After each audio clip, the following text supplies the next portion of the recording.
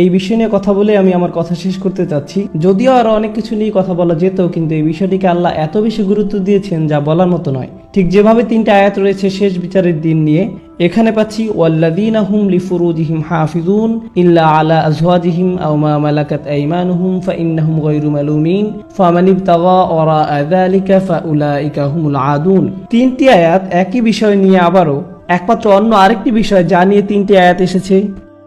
এই তালিকায় একমাত্র আর কোন বিষয় নিয়ে 3টা আয়াত রয়েছে? শেষ বিচারের দিন, শেষ বিচারের দিন এবং শাস্তি। আর এরপর পরবর্তী যে বিষয় নিয়ে 3টা আয়াত এসেছে জানেন কি? সেটা বেহায়াপনা। আর তাদের কথা যারা কিনা নিজেদের লজ্জাস্থানকে হেফাজত করে। আমরা বর্তমানে বাস করছি চূড়ান্ত নির্লজ্জ এক পৃথিবীতে।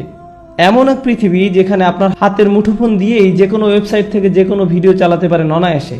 পর্নোগ্রাফি ইন্ডাস্ট্রি বর্তমানে একটি $multi-trillion ইন্ডাস্ট্রি, যার উদ্দেশ্য এবং কাজই হলো আপনাদের প্রত্যেকেই যেন কোনো না কোনোভাবে এসব নোংরামির ভোক্তা হন, এবং প্রতিটি নারী পুরুষ ও শিশুর সামনে এগুলো যেন উন্মোচিত হয় তা তারা আশা করে।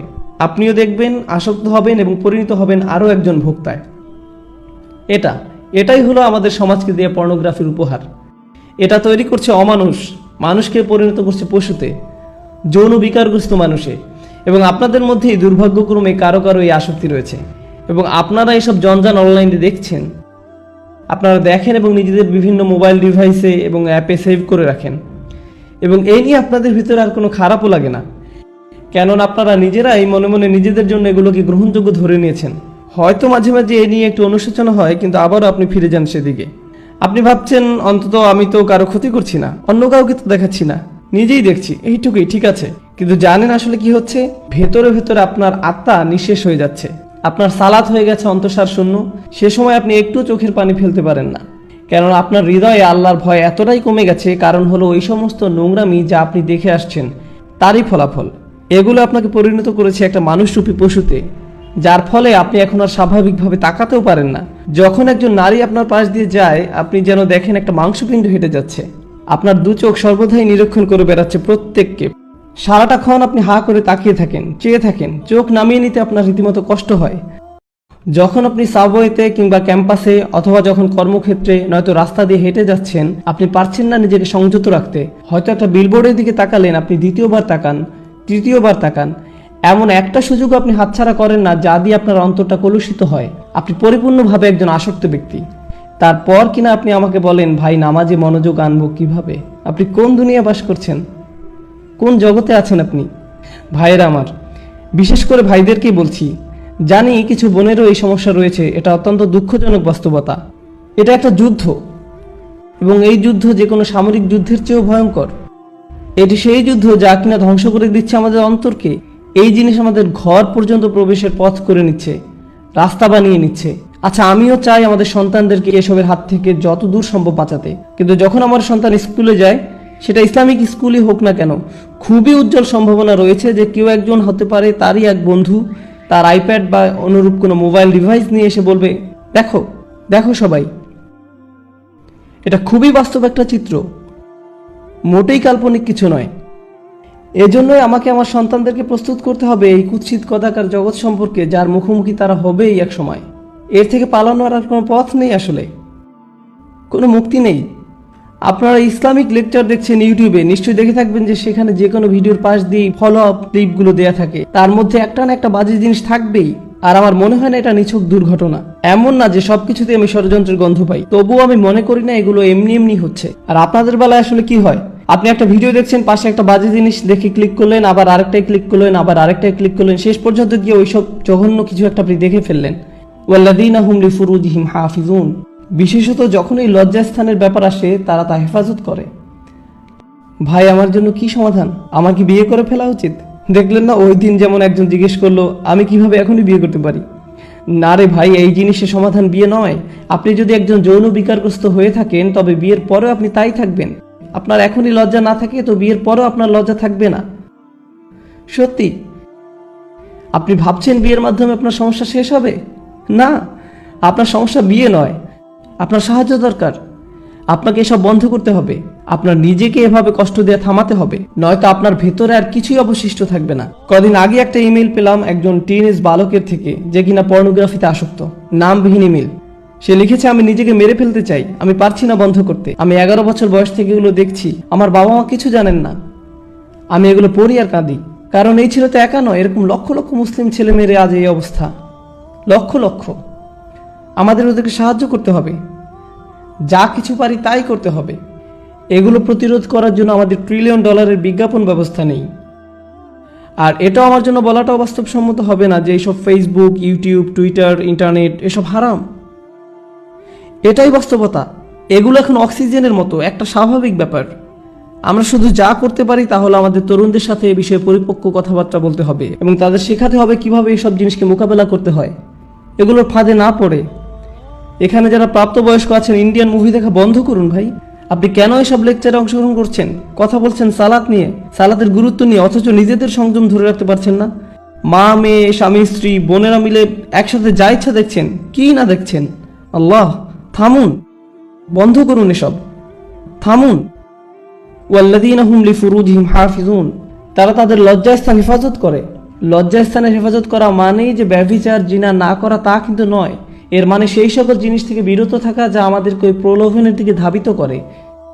তারা লক্ষ্য করে, তারা রক্ষা করে, তারা জানে লজ্জাবোধ হুমকির মুখে পড়ে, তারা বোঝে কিসে তাদের দুর্বলতা এবং আকাঙ্ক্ষা, চাহিদা সম্পর্কে। এই তীব্র আকাঙ্ক্ষা আসলে আল্লাহ আমাদের মধ্যে দিয়েছেন এবং সেটা আল্লাহ দিয়েছেন সঙ্গত কারণেই। তিনি এটা করেছেন আর সবার মধ্যে এই চাহিদা আছে, এটা বলতে আমার কোনো দলিল প্রয়োজন নেই। জানি আমি, পুরুষ মানুষ যারা এখানে আছেন প্রতিদিন প্রতিনিয়তই আপনাদের সবাই এই চ্যালেঞ্জকে মোকাবিলা করছেন। বিশেষ করে এরকম একটা শহরে, অন্তত টেক্সাস আর একটু বেশি রক্ষণশীল, অনেক বেশি না, কিছুটা বেশি। কিছু শহরে অন্তত এসব কুরুচিপূর্ণ বিলবোর্ড বা এ ধরনের জিনিস বসানোর অনুমোদন দেওয়া হয় না। আসলে তারা বিলবোর্ড টাঙানোর অনুমোদন দেয় না, কিন্তু সেটা হয়তো দ্রুতই বদলে যাবে, কেননা শেষ পর্যন্ত সাম্রাজ্যবাদেরই জয় হয়। কথা হচ্ছে, আপনারা এমন এক শহরে বাস করেন যেখানে সবই আপনার সামনে উন্মুক্ত, কোনো কিছুই বাদ নেই, সব কিছু। আর আপনাদের রীতিমতো মরণ যুদ্ধ করতে হয় নিজেদের বাঁচানোর জন্য। এই অনুচ্ছেদটিতে এমনকি খুব বেশি বড় লক্ষ্য অর্জনের কথা বলা হয়নি, এখানে কেবল ন্যূনতম অংশটুকু এসেছে। আগেই বলেছি আপনাদের, তাই না? এগুলো হলো ন্যূনতম, যা না হলেই নয়। আমাদের ন্যূনতম কর্তব্য হলো যে আমাদের যাবতীয় নির্লজ্জতা, বেহায়াপনা থেকে নিজেদের বাঁচিয়ে চলতে হবে, নিজেদের ভেতরে এই প্ররোচনার বিরুদ্ধে যুদ্ধ ঘোষণা করতে হবে। আর আমি জানি আপনাদের কেউ না কেউ আছেন যারা এসব বন্ধ করার চেষ্টা করছেন, তারপর আবার ফিরে গেছেন, আবারও চেষ্টা করছেন, আবার ফিরে গেছেন, বারবার ফেসে যাচ্ছেন এই চক্রান্তে। জানি আমি, অনেকেরই এমনটি হচ্ছে। আপনারা যুদ্ধ করে যাচ্ছেন এর সাথে, তবে হাল ছেড়ে দিবেন না। আর সেই জন্য যা প্রয়োজন করুন, কখনো একা থাকবেন না, সব সময় ভালো বন্ধুর সাথে থাকুন। লাইব্রেরি চলে যান আর সেখানে পড়াশোনা করুন। এমন কোথাও চলে যান যেখানে আপনার আশেপাশে আরও মানুষ থাকবে, কারণ আপনি যখনই একা থাকেন শয়তান আপনাকে একা পেয়ে বসে। আর আল্লাহর ভয় যদি আপনার মনে যথেষ্ট না থাকে, তবে অন্তত মানুষের ভয় যদি কাজ হয়, অন্তত নাই হোমার চেয়ে তো কানামামা ভালো। আপনারা জানেন এসব কথা অন্যখানে আমি আগেও বলেছি, বাবা মায়েদের আরও বলছি, যদি আপনার বাসায় কম্পিউটার থেকে থাকে, দয়া করে সেটা ল্যাপটপ না হয়, বাসার ডেস্কটপ রাখুন। আর মনিটরটা যেন বড় হয়। আর এটা নিশ্চিত করবেন কম্পিউটারটা যেন রান্নাঘর কিংবা খাওয়ার ঘরে থাকে, বসার ঘর ব্যবস্থা করবেন না। বাচ্চাদের ঘরে তো নয়, এমনকি আপনাদের শোবার ঘরেও না, খাবার ঘরে কম্পিউটার রাখবেন, একদম সবাই দেখতে পাচ্ছে এমন দিকে মুখ করে। তুমি হোমওয়ার্ক করতে চাচ্ছ, করো, মনিটর এদিক ওদিক ঘোরাতে পারবে না, সবার মুখের সামনেই থাকবে। এভাবেই আপনাকে করতে হবে, বুঝলেন? এভাবেই আমাদের সাবধানতা অবলম্বন করতে হবে। আপনার 11 বছর বাচ্চাকে স্মার্টফোন দিবেন না, কি ভাবছেন আপনি? ব্যাপারটা মোটেও স্মার্ট নয়। বাচ্চাদের আপনারা স্মার্টফোন দিবেন না। আমি কেন এমন দেখি যে ইসলামিক স্কুলে ক্লাস 2 বা 5 এর বাচ্চার হাতে আইফোন 5, আমার নিজেরও আইফোন 5 নেই, আর তাদের কিনা আছে, কিসের জন্য? আপনারা জানেন এগুলো কত ভয়ঙ্কর হতে পারে? ইল্লা আলা আজওয়াজিহিম আও মা মালাকাত আইমানিহুম ফাইন্নাহুম গায়রু মালুমিন। আর তাদের স্বামী স্ত্রী ব্যতীত, তাদের অধিকারভুক্ত দাসী ব্যতীত, সেক্ষেত্রে সংযত না হলে দোষের কিছু নেই। আল্লাহ বলছেন আমাদের এসব আকাঙ্ক্ষা রয়েছে এবং আমরা সেগুলো সম্পাদন করতে পারবো, পূরণ করতে পারবো, কিন্তু শুধুমাত্র আমাদের বৈধ স্বামী স্ত্রীর মাধ্যমে। কিন্তু এর বাইরে আমরা কোনো কিছুই করতে পারবো না। আর একটা ব্যাপার, যখন মানুষ ওই সমস্ত জঘন্য জিনিসে আসক্ত হয়, অবিরতভাবে ওইসব নিয়েই পড়ে থাকে এবং অতিরিক্ত বেশি পরিমাণে সেসবের সংস্পর্শে থাকে, তাদের দাম্পত্য জীবন হয় দুর্বিষহ। ভোগ সুখ নিয়ে তাদের নিজেদের ভেতরে এক ধরনের অলীক এবং অবাস্তব ধারণা গড়ে ওঠে এবং তখন তারা নিজেদের স্বামী স্ত্রীর কাছ থেকে সেই সুখ খুঁজে পায় না। ঘরে ঘরে এগুলো নিয়ে অনেক বড় ফিতনা তৈরি হয়, পরিবার ধ্বংস হয়ে যায়, মুসলিম পরিবার। এগুলোই বর্তমান সমাজে আমাদের হচ্ছে। আল্লাহ তাদের সম্পর্কে বলেন যারা সালাত প্রতিষ্ঠা করে, তিনি বলেন আমি বর্ণনা করছি যারা সালাত বা নামাজ প্রতিষ্ঠা করে, এগুলো হচ্ছে মওসুফ আল মুসল্লিন, সালাত প্রতিষ্ঠাকারীর বৈশিষ্ট্য। আল্লাযিনা, সব আল্লাযিনাগুলোর প্রত্যেকটি হচ্ছে মুসল্লিদের এক একটি সিফাত বা বৈশিষ্ট্য। অর্থাৎ যারা সালাত কায়েম করে তারাই হলো সেসব মানুষ যারা নিজেদের সালাত কায়েমের ব্যাপারে নিয়মিত এবং অবিচল। এরাই হলো সেসব মানুষ। ফামান ইবতাগা ওয়ারাআ যালিকা ফাউলাইকা হুমুল আদুন। আর যারা কিনা এই সীমার বাইরে চলে যায় তারা মূলত আগ্রাসনে লিপ্ত। এসব কাজই এক প্রকার আগ্রাসন। দেখুন, যখন কিনা আদু উল্লেখ করা হচ্ছে অথবা আদিন আসছে আদুন থেকে, আদা থেকে, ঠিক আছে। আল আদুন, আল আদাওয়া আরবিতে মানে হলো শত্রুতা। আল্লাহ বলছেন যারাই কিনা তাদের কামনা বাসনা চরিতার্থ করে হালাল পথের বাইরে, বিবাহের বাইরে, যারাই সেটা করে তারাই এক ধরনের সক্রিয় আগ্রাসনে লিপ্ত। প্রশ্ন হচ্ছে কার বিরুদ্ধে এই আগ্রাসন? কেননা আপনি যখন শত্রুর কথা বলেন তখন মাথায় আসে যে সে শত্রু কার শত্রু। যদি তারা শত্রুতে পরিণত হয় তাহলে কাদের জন্য শত্রু? আল্লাহ সেটা বলেননি, উল্লেখ করেননি কোন মাফউল বিহি কিংবা কোন জার মাজরুর। এর মানে কি হতে পারে জানেন? তারা তাদের নিজেদের শত্রু, তাদের পরিবারের শত্রু, তারা এমনকি আল্লাহর দেয়া শিক্ষার বিরুদ্ধেও শত্রুতায় লিপ্ত। বুঝতে পেরেছেন? এরাই হলো এই ধরনের মানুষ।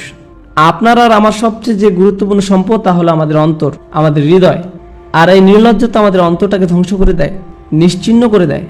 সবচেয়ে মূল্যবান যে জিনিসটিকে আমাদের সুরক্ষিত রাখতে হবে তা হলো আমাদের ঈমান। আর এইসব নোংরা জিনিসগুলো আমাদের ঈমানকে নষ্ট করে দিচ্ছে, আপনাদের ঈমানকে দুমড়ে মুচড়ে ছিঁড়ে ফেলছে। এরকম হতে দিয়েন না আপনারা আপনাদের সাথে।